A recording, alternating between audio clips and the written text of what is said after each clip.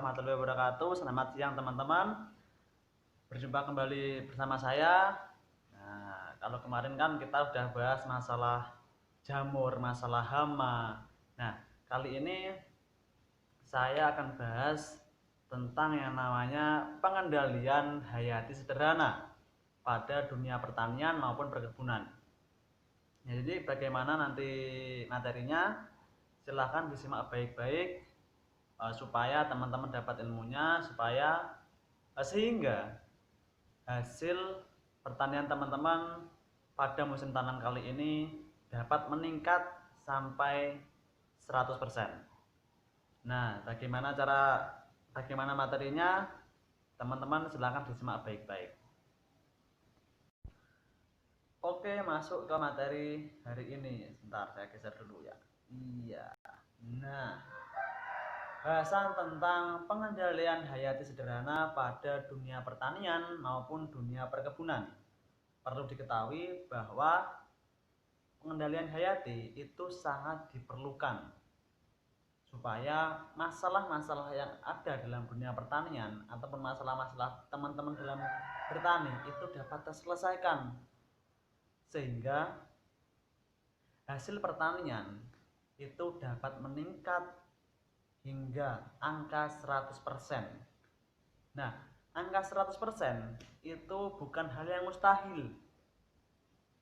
Artinya 100% itu dapat kita capai dengan cara yang baik dan benar.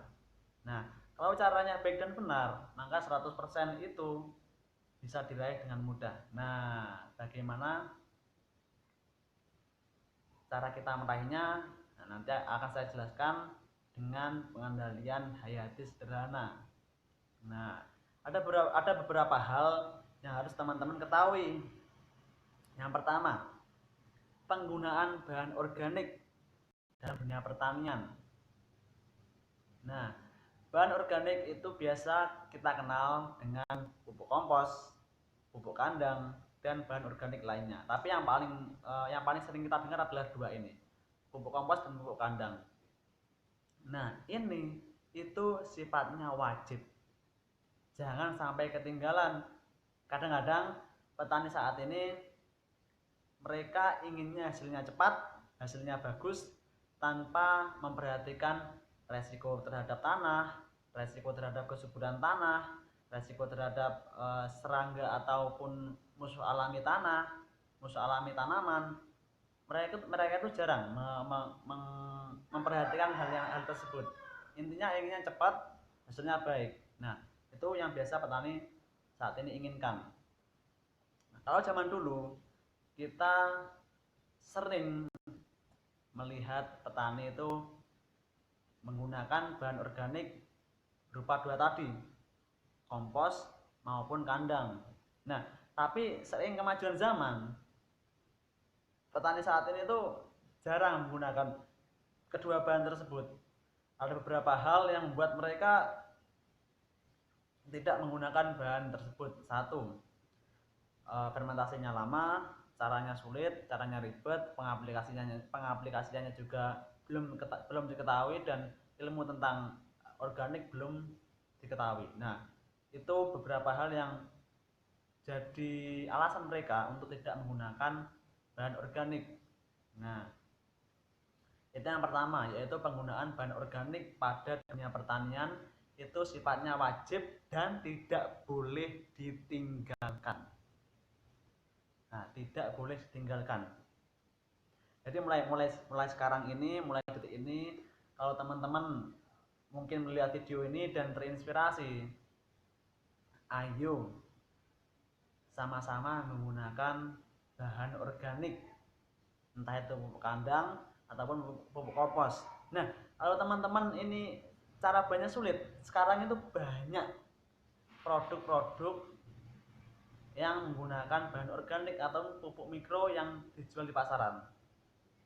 Kalau saya sendiri kembangin tim sama teman-teman di laboratorium, itu pupuk kandang 1 ton dapat kami efisienkan menjadi 1 liter.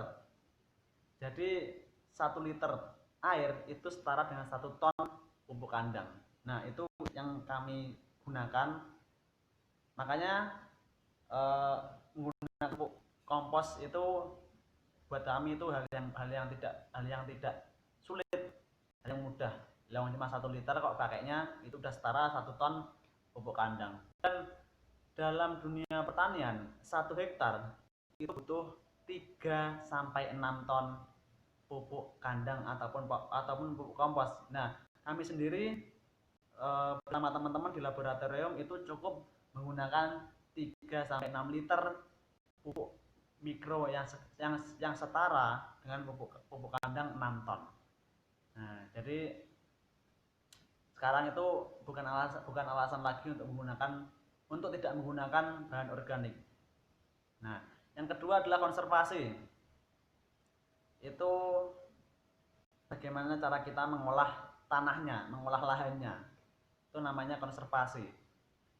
Ada 2 cara, yaitu 1, tidak membakar jerami. Yang kedua, itu menyelamatkan serangga terinfeksi. Nah, kan banyak teman-teman menjumpai di sawah itu kayak kebakaran. Padahal itu para petani membakar jeraminya.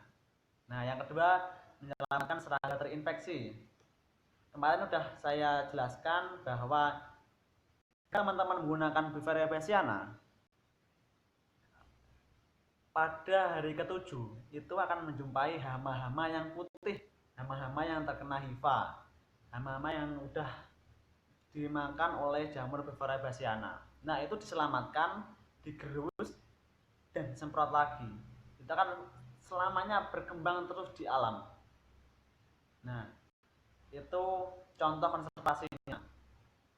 Nah, introduksi itu yang namanya pengenalan, yaitu kalau saya sendiri biasanya penambahan bahan atau tanah dengan kandungan mikroba tinggi. Nah, jadi biasanya pertanyaannya gini, Mas Andrew, kalau kita mau mencari bahan dengan mikroba tinggi, itu di mana sih tempatnya? Nah, akan saya buka sekarang.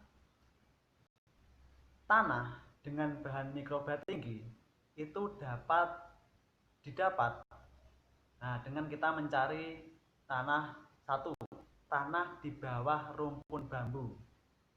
Nah, itu tanah memiliki kandungan mikroba tinggi karena agen hayatinya masih aman, musuh alaminya masih ada.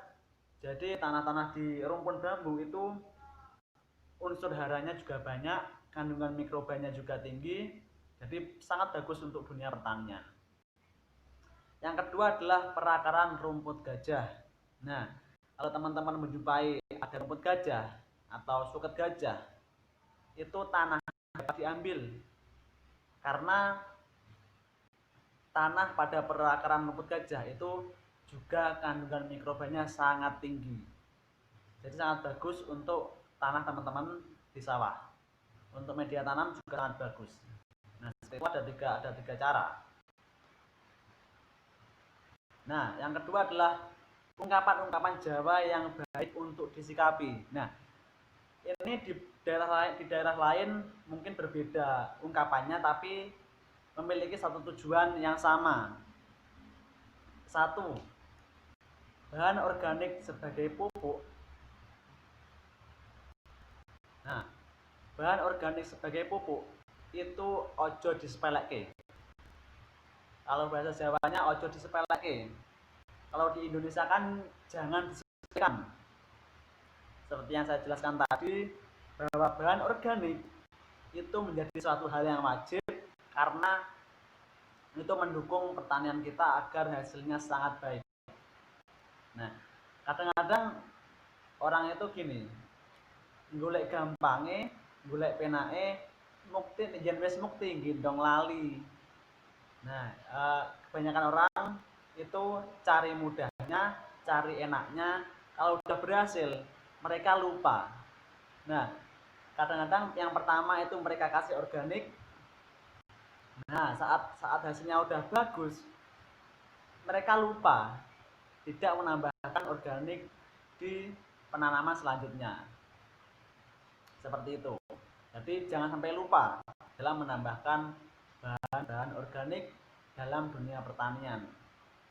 Nah, yang kedua adalah penggunaan mikroba untuk pengendalian OPT.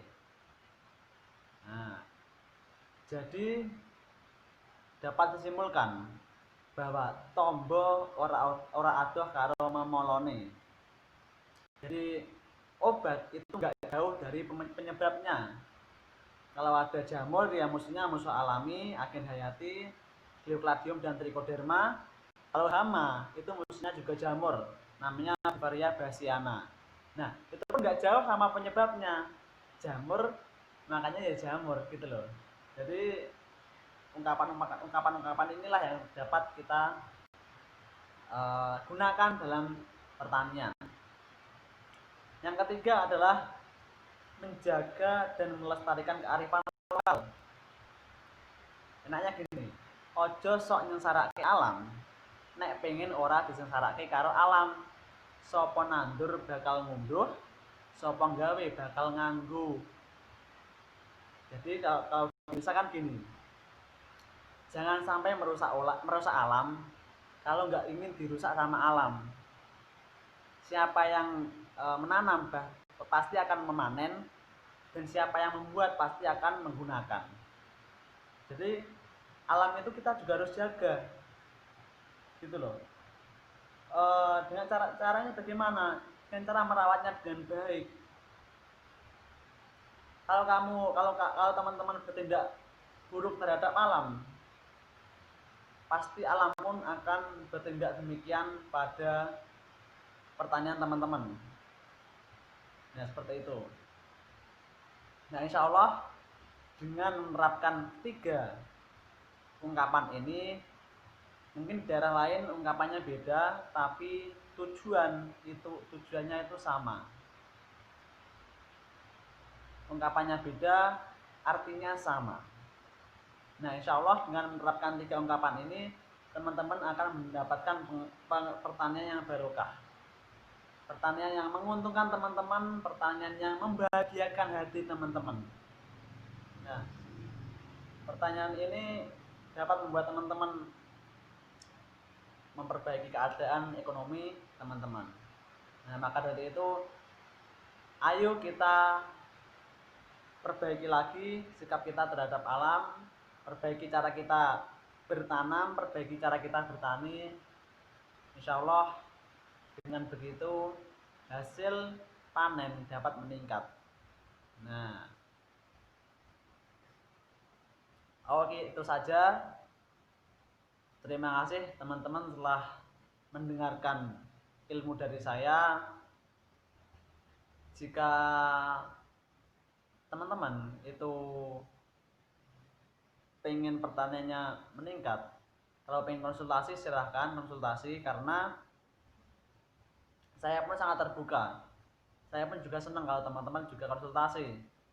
Apalagi di musim hujan itu banyak sekali jamur-jamur dan penyakit yang berkembang biak karena musim hujan. Nah, maka dari itu teman-teman kalau punya pertanyaan, kalau punya masalah itu silakan untuk berkonsultasi. Karena kemarin juga ada yang konsultasi, alhamdulillah tanaman petani yang lain itu layu ataupun enggak sehat, dan tanamannya sendiri itu masih sehat. Bahkan teman-teman yang lain itu tanya, kok bisa sehat tanamanmu, gimana caranya? Nah itulah hasil dari konsultasi. Saya pun juga senang jika teman-teman mau berkonsultasi. Nah terima kasih teman-teman telah mendengarkan sedikit ilmu dari saya. Silakan jika pengen hasilnya meningkat silakan dipelajari, kalau nggak pengen hasilnya meningkat ya silakan. Saya pun intinya cuma membagikan sedikit pengetahuan tentang pertanian pada teman-teman. Terserah teman-teman pengennya gimana, terserah. Nah jika teman-teman punya pertanyaan silahkan drop di WhatsApp saya, itu ada nomornya 0813 0813 57478442. Sebutkan nama, terus daerah asal, dan apa masalahnya. Insya Allah nanti akan saya jawab. Jadi seperti itu saja ilmu dari saya kali ini. Semoga bermanfaat bagi teman-teman. Semoga dengan ilmu ini pertaniannya meningkat, hasilnya meningkat, kualitasnya juga bagus, dan semua masalahnya dapat terpecahkan. Oke, terima kasih teman-teman. Nanti akan berjumpa dengan video selanjutnya, yaitu saya akan bahas apa produk yang saya gunakan untuk mengatasi jamur dan hama pada dunia pertanian dan perkebunan. Jadi silakan disimak baik-baik besok di video selanjutnya. Terima kasih.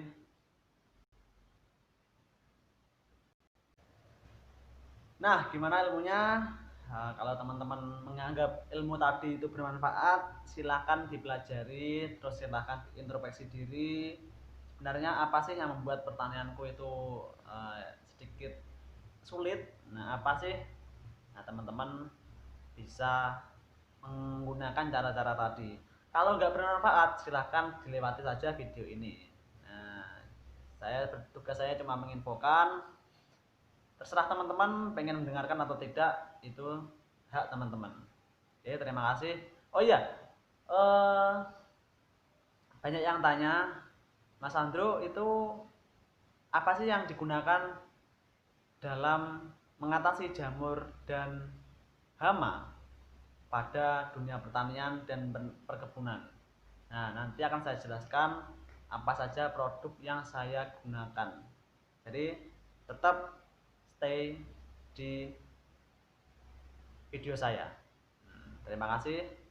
Assalamualaikum warahmatullahi wabarakatuh.